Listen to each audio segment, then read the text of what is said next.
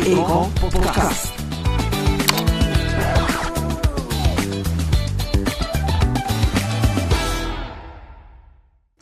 Sot do të dëgjojmë një histori guximi, një histori force, nuk dëgjohet, nuk shikohet, por ndjehet në çdo zemër.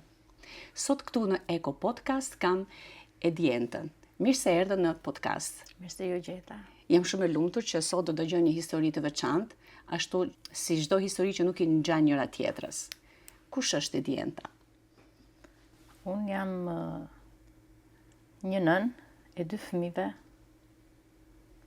një mësuese, prej 3 vitesh e divorcuar. Mungesa e figurës së babait në shtëpi është një boshllëk apo është një qetësi në familjen tënde?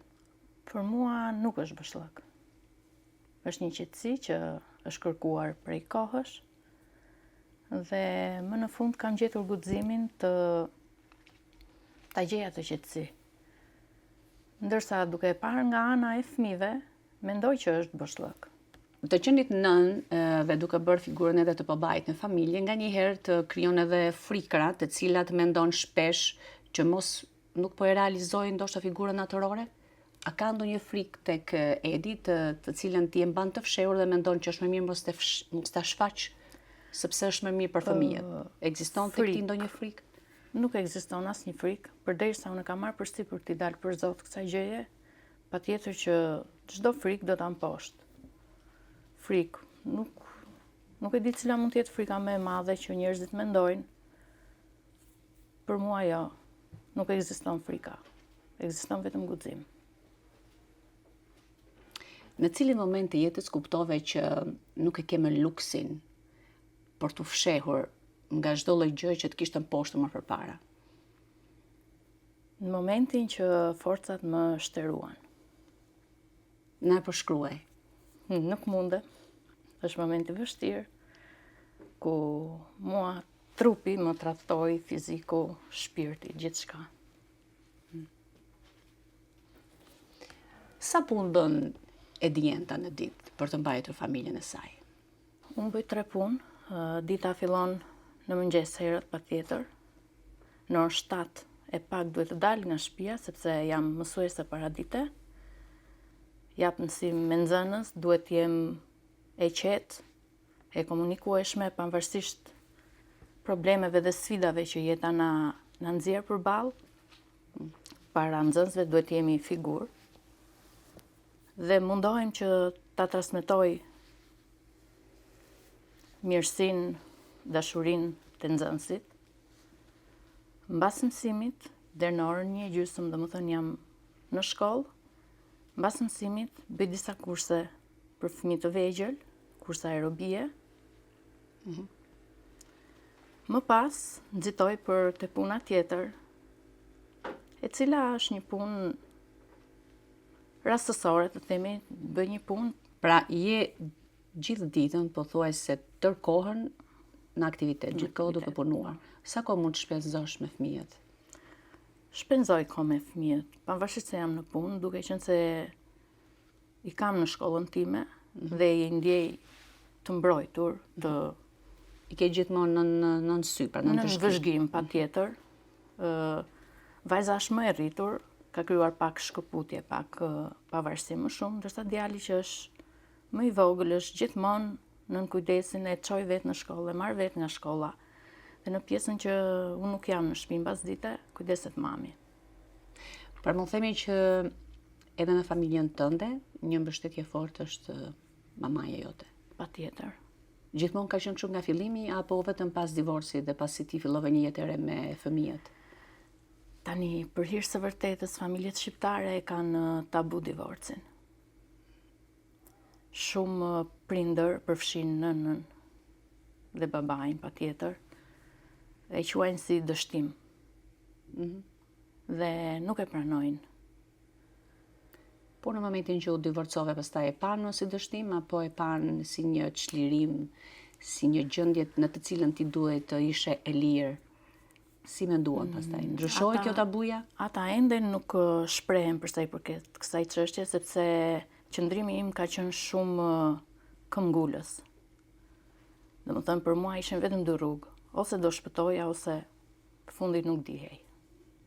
Dhe unë zgjodha rrugën e parë patjetër, për hir të fëmijëve, të vetes time, pse jo. Jetën na e ka dhuruar vetëm Zoti dhe vetëm ai mund të na e marri të na sikletos ose ku e di unë. S'mund t'i vëj epitetet tjera. Çfarë do ndodhte me Edin nëse një ditë nuk do të tregoheshe aq e fortë sa ti je? Jam përpjekur që ajo ditë mos të shfaqet. Çdo ditë jam e fortë. Nuk ekziston ajo ditë. Kur e ndjen veten ti të qenit e vetme? Kur ke për të marrë vendime të mëdha apo kur ke për të marrë vendime të vogla? Në cilin nga këto momente? Kryesisht kur jam sëmur. As vendimet e mëdha as të vogla. Ato i marr vetëm, jam mësuar tashmë, por në momentin që unë jam smur, vetëm atëherë ndjej nevojë për dikë që duhet kujdeset për mua patjetër. Dua të themi këtu që mamat e vetme nuk kanë të drejtë as të sëmuren.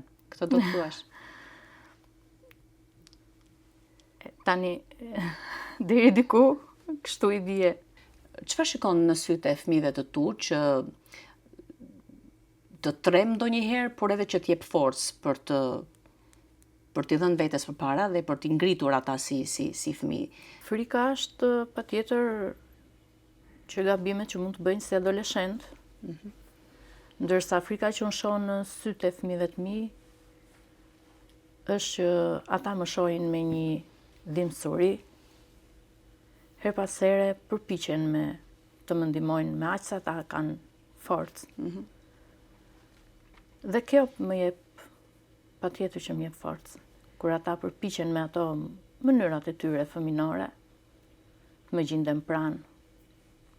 Në të gjithë këtë peripetësi që ti bën për të patur një mbështetje ekonomike, pra për të mbështetur familjen ekonomikisht, por nga institucionet ke patur ndonjë ndihmë të shtë dhënë ndihmë nga institucione si nën e vetme dhe me 2 fëmijë minoren?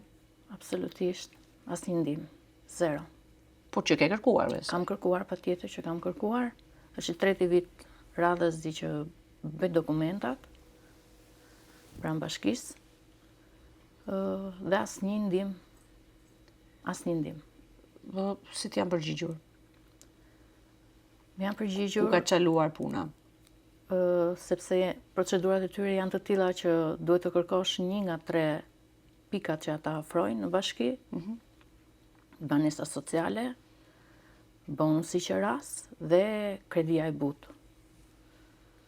Kam zgjedhur banesën sociale dhe në momentin që unë zgjedh 1 nga 3 pika, 2 pikat e tjera bien automatikisht. Që do të thotë nuk i përfitoj. Unë kam aplikuar për banesë sociale. Dhe përgjigjja e tyre është që nëse ti aplikon për banesë sociale, bonusi qeras të ikën, të digjet automatikisht. Dhe unë këtë kam kërkuar, por që është i viti 3 të radhazi që çdo vit rinovoj dokumentat, sepse ato kanë një afat 1 vjeçar dhe s'ka dojnë. Dhe asgjë. Domethënë nuk e kuptoj cilat janë politikat që ndiqen për kategorinë time. Je ndjen ndonjëherë e gjykuar dhe kush është më e fortë, pra gjykimi apo indiferenca? Jo njëherë, por gjithmonë jemi ndjerë të gjykuar. Mendoj që është 1 nga kategoritë më të paragjykuara në shoqëri. Nënat e divorcuara. Po. Po, e ndjej kudo. Kush kanë qenë disa nga paragjykimet që të kanë ndjekur më shumë? Fakti që je pa partner. Do të thonë, të paturit një partner do të jetë një domosdoshmëri. Domosdoshmëri. Kështu e gjykojmë në momentin që ti ngelesh pa burr, pa partner. Ti je një femër e dështuar, mos të vëmë epitetet tjera pastaj që shumë mirë i dimi, dëgjojmë, i hasim çdo ditë. Çfarë mendon ti kur dëgjon këto paragjykimet dhe kur shoqëria flet për nënat e vetme? Unë i shumëzoj me 0. Ku gabon shoqëria në këtë pikë? Ku gabon? Gjithkush duhet ta provojë në lëkurë që të kuptoj tjetrin. Në rast të kundërt nuk e kupton. Gjithkush duhet ta provojë mbi shpinën e vet.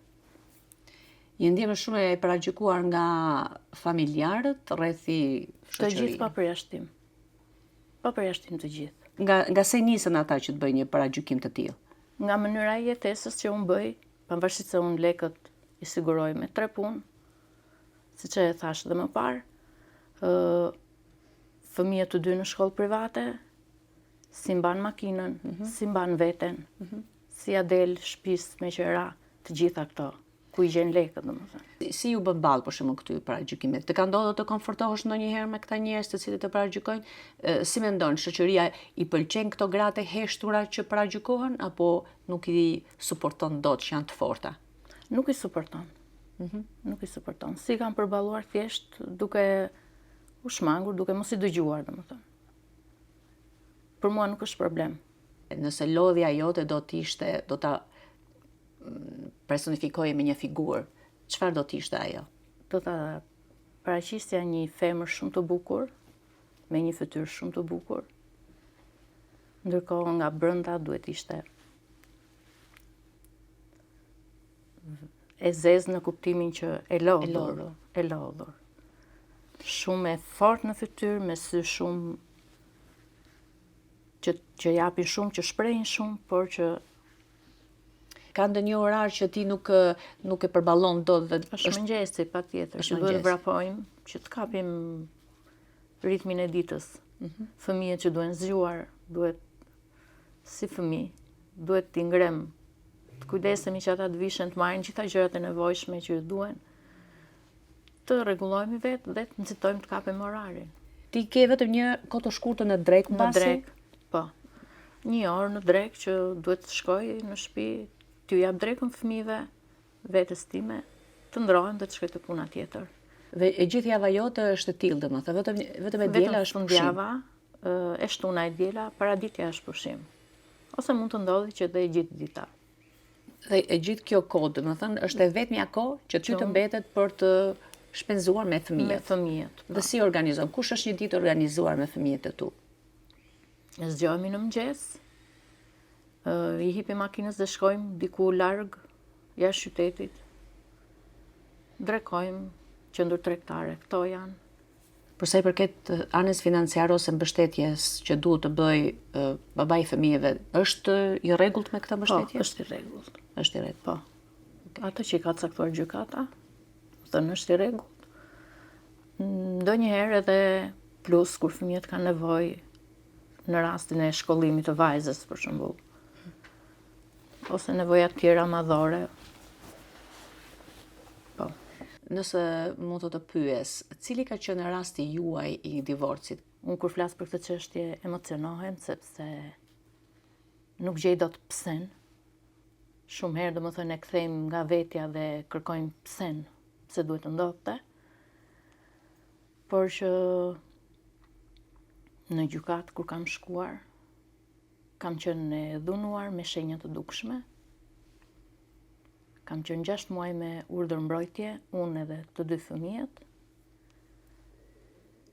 Por jam përpjekur që këtë çështje ta mbaj larg syrit të njerëzve, sepse unë kam qenë figurë e njohur në qytetin ku unë jepja mësim. Kam qenë mësuese në gjimnaz dhe përballë gjimnazistëve duhet të isha e fortë që her pas here ju bëja moral vajzave që duhet ishin të forta dhe duhet të kishin veten e tyre të parën, pastaj vinin të tjerët si nëna, babai, bashkëshorti apo ku e di unë. Por Fatkeqësisht ti kishe një situatë të tillë për një histori dhune në jetën tënde. Të gjatë dhune. Nuk mund të them sot për nesër, por histori e gjatë dhune. Dhe ka mbajtë të fshehur nga njerëzit, përveç familjarëve të mi që e dinin, të mi dhe të tij patjetër, domethënë familjarët e kanë ditur. Këtu vras mendjen hera herë që pse nuk është dhënë kjo mbështetje nga familjarët, por dhe nuk dua t'i gjykoj sepse më duket sikur i lëndoj. Sa vite dhunë ishin këta? 21 vite. Domethënë bashkëjetesë ose njohje të themi, sepse dhuna e tij ka filluar që në njohje dhe ka vazhduar gjatë gjithë kohës, por kemi ecur me mendimin që do ndryshoj, duke krijuar familje, duke futur fëmija në mes, gjithë shqiptarë që mendojnë që Do të ardha në ndryshoj jetë e fëmia, një fëmije do ta bëjë më të përgjegjshëm. Por që një njeri i dhunshëm nuk ndryshon kurrë. Kurrë nuk ndryshon. Kush ka qenë arsyeja që ti i ke dhënë kaq shumë shpresë vetes duke menduar që do ndryshonte? Për çfarë arsye shtyve gjithë këtë lloj dhune? Për hatër të nderit. Për hatër të familjes. Po. Jam femër me karakter, me dinjitet. Që të bën të durosh qoftë edhe shtypjen, dhunën. Po. Po, sepse njerëzit jashtë nuk e dinë atë çfarë ndodh brenda katër mureve. A është Dhe prandaj kjo më vjen më shumë inat, më thojnë za që pse duhet më paragjykojnë kur nuk e dinë çfarë kam hequr unë lëkurë. A ka ndryshuar paragjykimi ose gjykimi i njerëzve pasi kanë kuptuar historinë tënde, pasi e kanë dëgjuar gjithë këtë çfarë ke hequr? Unë nuk jam shprehur domethënë me njerëzit. Megjithatë fakti dëgjoj shpesh i që thonë që vërsuar. diçka ke bërë që të ka rrahur, se kot nuk të rrifte. Domethënë e dëgjoj shpesh këtë. Ky lloj paragjykimi ka qenë që në fillim edhe pasi ata kanë dëgjuar historinë tënde? Po. Domethënë ne deri në momentin që unë fola, kemi qenë një familje e mbyllur, e heshtur larg syrit e pa ekspozuar, domethënë larg syrit të njerëzve për këto probleme, vetëm rreti familjare ka ditur. Dhe në momentin që shumë njerëz që shfaqur, domethënë si shumë njerëz nuk e besonin, domethënë që si ka mundësi që kaq kohë dhe kjo femër nuk e ka shprehur, nuk ka treguar, domethënë. Kujt po mendoje ti se po i bëje më shumë nder në këtë rast? Vetes tënde apo ish bashkëshortit? Të tjerëve, as ish bashkëshortit, as vetes time, por familjes.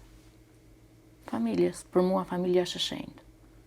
Ka qenë e tillë, jam rritur nga dy prindër intelektual, të dy prindërit mësues.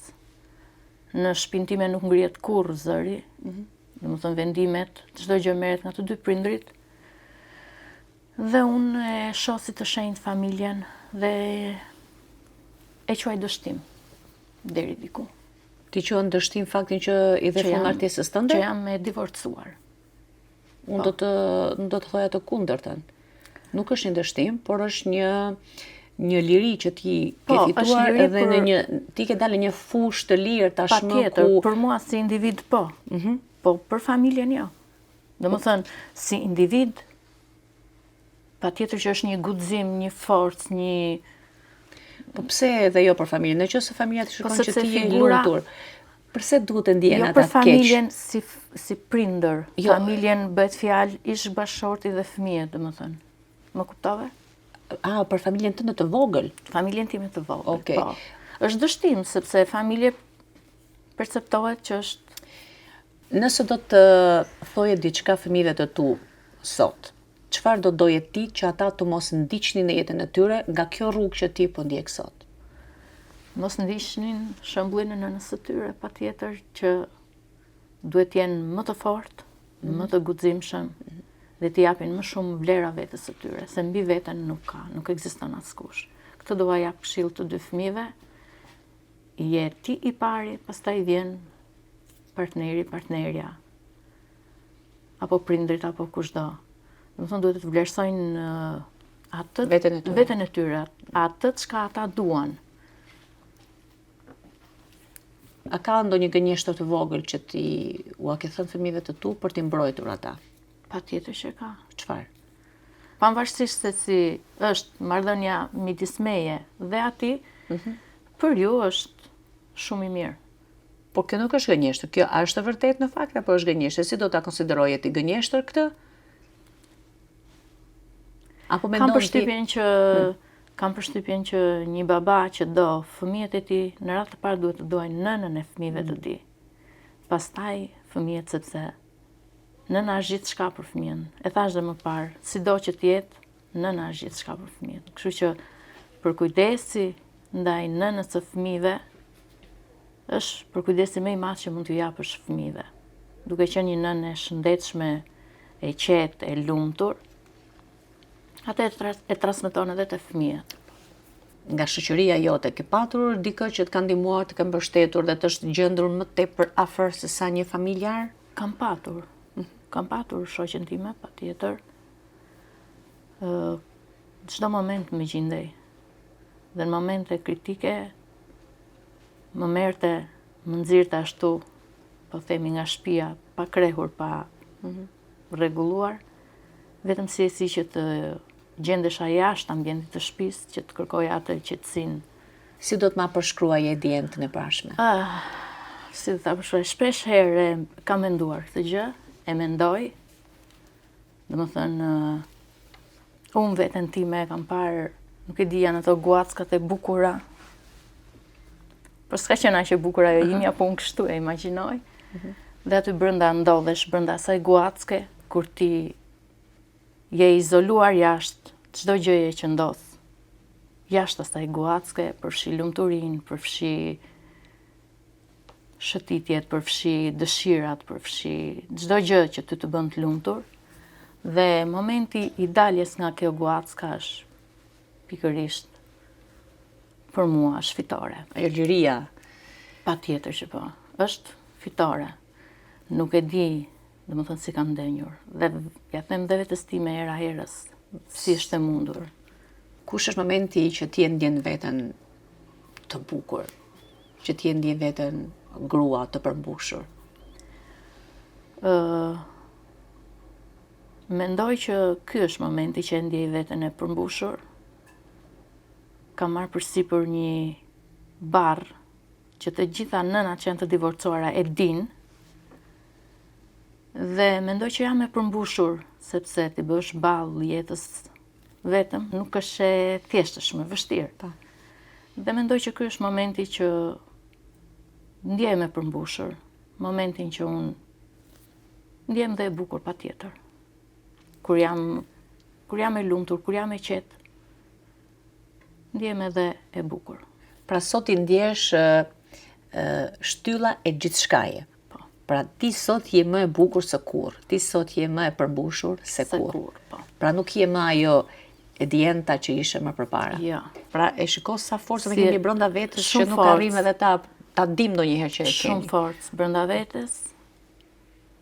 Domethënë nuk e di ku kam gjetur atë forcë. As vetë nuk e kam ditur që kam qenë aq e fortë. As vetë nuk e kam ditë. Domethënë duhet të shkoja në limitet e mia për të treguar forcën që kam brenda vetes. Çfarë arrin ti tani të bësh me gjithë këtë forcë që ke dalur jashtë asaj guacke të mbyllur? Ku i shikon veten? Çfarë mund të arrish të bësh me gjithë këtë forcën tënde? Gjithçka të bukur për jetën. Gjithçka të bukur. Për mua edhe puna është e bukur. Dhe pse lodhem, është e bukur sepse të plotson. Plotson ato dëshira që ti ke, pavarësisht se shumë e gjykojnë punën si e lodhshme, e mërzitshme. Por po të marrësh anën tjetër, është ajo punë që na plotson nevojat, kërkesat, lumturinë, çdo gjë. Çdo gjë e bukur, domethënë. E shoh veten tamam të çliruar, do i jap fëmijëve të mi gjithë dashurinë që un kam brenda vetes. Gjithçka. Çfarë do t'i thoaje ti të gjithë atyre grave të cilat ndodhen pak a shumë në të njëjtën situatë si e jotja? Do t'i them që të shohin më thellë brenda vetes së tyre, sepse e gjithë forca, e gjithë ndodhet vetëm brenda tyre. Askush nuk mund të ndihmojë nga jashtë, përveç vetes tënde, askush. Domethënë janë mendime, janë si ta them, ndihma shumë të vogla, por ajo ndihma më e madhe është vetja jote. Domethënë gjithë forca gjendet brenda vetes dhe unë ju them këtyre grave ta kërkojnë brenda vetes së tyre dhe kanë për ta gjetur. Jam e bindur për këtë. Unë do ta përkufizoja divorcin liri. Në qoftë se do t'ju thojë diçka institucioneve të cilet janë përgjegjës për mbështetjen e nënave të vetme, çfarë lloji thirrje mund t'ju bëjë? Të gjenden më pranë. Vëre që kur rastet bëhen shumë të dhunshme, kur bëhen publike, atëherë ringjallen institucionet. Tani mos të presin që ne të vritemi, të na qajnë. Jo, unë kam nevojë tani, sa jam gjallë, jam në këto kushte, por nëse ndodh diçka e keqe, unë nuk kam më nevojë. Edhe fëmijët e mi patjetër kanë nevojën për nënën e tyre. Domethënë të jenë më të ndjeshëm ndaj këtyre rasteve. Tani do më thuash mesazhe më të bukur që do t'i thuash vetes tënde, që do t'i thuash Edientës. Çfarë do të bëj Edienta nga ky moment të tutje në këtë kohë kur ajo ka fituar lirinë e saj dhe mendon që gjithë këtë liri është duke shfaqur Edientën origjinale. Kush është mesazhi që do t'i japësh ti vetes tënde? Mesazhi që unë ja jap gjithmonë vetes time është që jeta është e jotja, jetoje, merr grimcat e bukura që të fal, je më e rëndësishmja se asnjë tjetër në këtë botë. Domethënë të gjithë të tjerët vijnë pas teje. Ti je e para, pastaj vijnë të tjerët. Ky është mesazhi që ja jap çdo ditë vetes time. Jam unë, pa janë të tjerët. Dhe me këtë mesazh të bukur, unë do doja që ta mbyllim këtë episod së bashku. Nuk ka mesazh më konkret se sa të vlerësosh veten dhe pa qenë ti nuk mund të jetë askush tjetër. Patjetër. Nëse nuk jemi ne, do thotë që ne nuk mund të sjellim gjëra të bukura, qoftë edhe për ata njerëz që kemi rreth vetes. Edith, faleminderit që ishte sot në këtë episod në Eko Podcast. Faleminderit ju për intervistën.